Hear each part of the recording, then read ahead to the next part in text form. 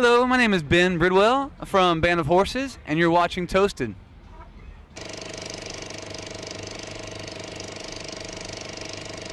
Welcome to Lowlands, man. Thank you. We're glad to be here. You didn't even play the gig yet, just a small one in the studio, but it was already outrageous. Yeah, I've sweat enough to do a whole gig already.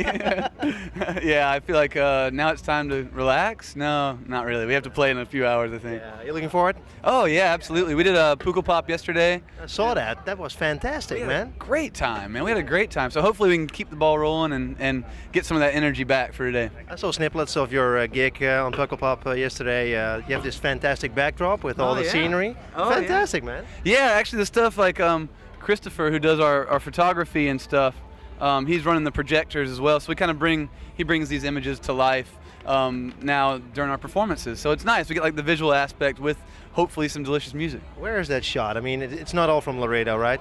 No. I think he went all over the place. He went to like a lot of national parks in the U.S. and I think all over the place, man. He's always going somewhere crazy and shooting. Like you? Yeah, pretty much, right? Yeah. Band of gypsies. A little bit, yeah. We've been busy with this record and going everywhere, and luckily people are having us. So. What a fantastic album, man. Thanks. Yeah, we're happy with it. It's actually it's out just, but it's already older, right? Because you've written the songs like 2 years ago, or? Yeah. I guess it still feels new, though. I mean, in no way. I mean, I'm not even bored of the old songs from the other albums, but this definitely. There's still ones in there that are uncomfortable to play live, so I know it's new enough. You know what I mean? A song that I really love is, of course, For Annabelle. Yeah. That's for my little daughter. So that must have been some impact stuff going on when you had your first daughter, right? Yeah. That was really inspiring time, man. I mean, the early waking up, like 3 o'clock in the morning, and then putting her back to sleep, and I'd go and write more songs. So yeah, she was a big inspiration for the whole record. And then I read in an interview that you did with Clash that you said if one good thing from this album, one good thing is coming from this album, it should be that people are having kids or having babies or having sex after listening to it, right? One would hope, yeah. Go make a baby to this one, man. It worked for me, yeah. The figures. Nobody knows exactly when you were born. Is that true? It's really hard to tell, huh? Yeah. But you know yourself, probably, right? I There forgot. might be something in your passport. I can't remember the day, so I have no idea. It's a well-kept secret. No, I think I didn't know that actually. It's on Wikipedia. I was like browsing around, like nobody knows the exact date when he's born. April 25th, 1978. Thank you very much. Yeah. So we got that out of the way. That's right. Yeah. I'm an old person. Hey, you guys had a lot of band changes, right? Oh yeah. Is that because? I mean, are you so difficult to work with? I mean, you look like a pleasant guy.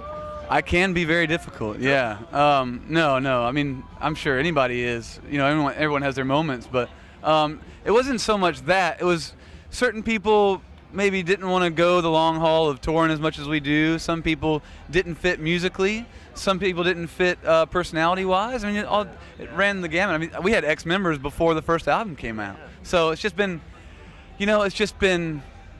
lucky, having a bit of stroke of bad luck to get to the good luck of finding the people that we have now. And these guys, Tyler's been with us now. He's the newest member. He's been with us over 3 years. So I can't be that difficult. 3 years. Well, it's a tough job. I mean, it sounds fun, like having beers backstage and traveling the world. But you have long hours, right? And it's training. Yeah. The music, playing the music part's easy. It's the rest of it that's kind of taxing sometimes. But it's cool. I mean, we get days off and we get to see the world, and I can't think of too many jobs I'm qualified for that would allow me to do that. So I'm taking it. I like it. Yeah, somebody said it's better than pumping gas. Oh my God. Yeah, or flipping eggs, which is probably the only other thing I'm qualified for. So you worked in a bar, right? That's true. Yeah, restaurants, bars. That's about. Yeah, I don't have any education really at all. So this is really the only thing I'm qualified for. Another fun story that I read about you is that you taught yourself how to play. Mm-hmm. And sometimes you would come into the studio and say like, hey guys, I got something that sounds really good like this. And somebody would tell you, hey Ben, that's actually a C chord you got there. Oh yeah. I'm still trying to figure that out. The whole playing music properly thing. But that's also part of the charm, I think, about it, is stumbling upon a lot of weird sounds or what are normal sounds to other people. I get to discover every day that they already exist, but for me, I feel like I'm inventing something, But do you get better? I mean, does your music get better when you learn more? Is it? maybe worse. It's hard I to don't tell. know. Maybe it is. You know. Maybe Yeah. maybe if people teach you stuff that other people already invented, that you're not as creative.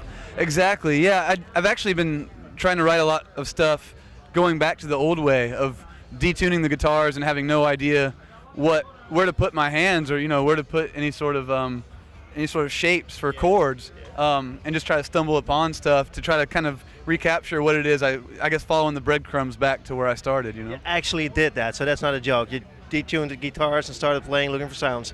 Yeah, I had no idea even how to hold my hands, so it was whatever was comfortable, So yeah, and that's why I have to carry like 10 guitars on tour, because they're all in different weird tunings that don't exist. So if you lose the tuning, it's impossible to reproduce a song. Well, luckily I've written them down everywhere to make sure I don't ever lose them completely. But yeah, it's strange, man. It gives our guitar techs quite a workout.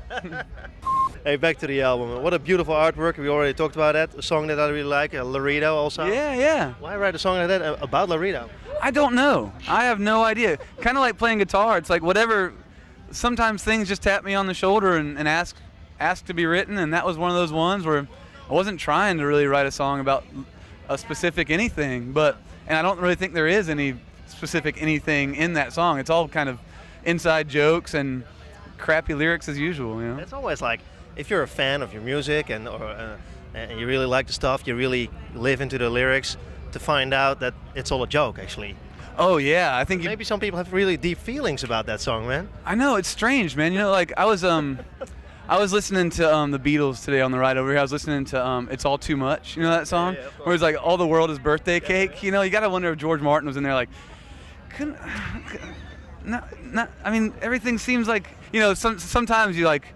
At least myself, when I'm writing, I'm like, God, I wish I had a deep meaning to come up with this beautiful melody right now, but this is the thing that's hilarious to me, or it's the only thing that really popped up first in my mind, so I'm going to keep it pure that way. But sometimes you're like, oh, I had a chance to write a really meaningful song. Dang it.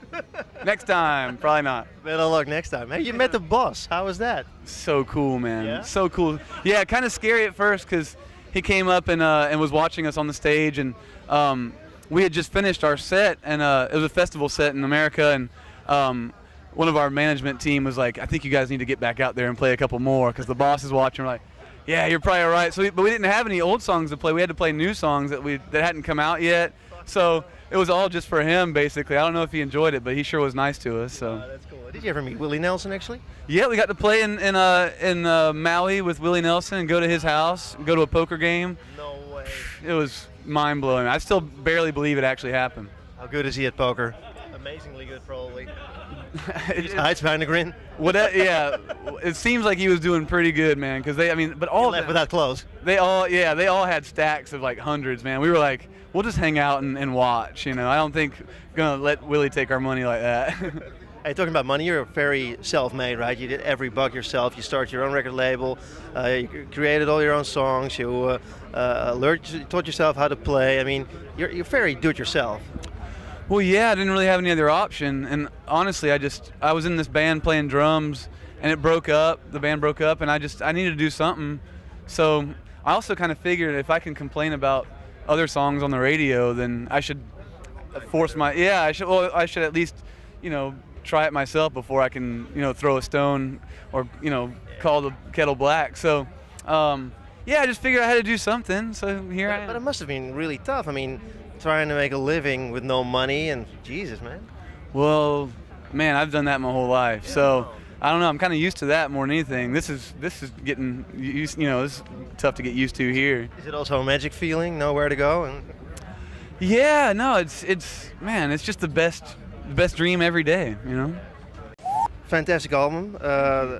Again, Infinite Arms, beautiful songs. One more thing that struck me is that you used to listen to Hüsker Dü a lot. Yeah. Sound like an influence? Well, it's funny. A lot of this record was written in Minneapolis, Minnesota. So that's where I was living at the time. So a lot of replacements and Hüsker Dü and just a lot of the music that comes from that area ended up seeping in a lot. But yeah, I grew up listening to like Black Flag and Crass oh my God. Yeah, I mean, I got like weird punk band tattoos all over me from being like a little ruffian when I was younger. Now I've gotten all soft in my old age. Now you gotta hide the tats. Yeah. Try my best. Jeez, man, you really do have extreme tats. Wow. Yeah. Did you ever feel bad that you had them? No, they're hilarious for like my kid and stuff, you know. No, I mean they're silly. There's ones that I had some really bad taste. I was really young, and tattoos were illegal in the state where I lived. Really? Yeah, but I would go to like white trash, like trailer parks and get tattooed by dudes that were like about to beat their dog and shit. It was pretty terrifying. But yeah, I was young and didn't need the money. I guess I had bad taste and I wanted to show it off. Well, your taste certainly turned in the right direction. Hey, the last one thing I want to ask you is that I found on your website that it's possible to skate with you guys. Yeah. Creighton, our drummer, is real into skating, always has been, and yeah, we're holding a contest to have some lucky 2 dudes come out and skate at the Girl Warehouse. Yeah, it seems like it's going to be pretty cool. Definitely. Yeah. Hey, thanks so much for this interview, and I know your gig is going to be fantastic. I sure hope so. Thanks for the help.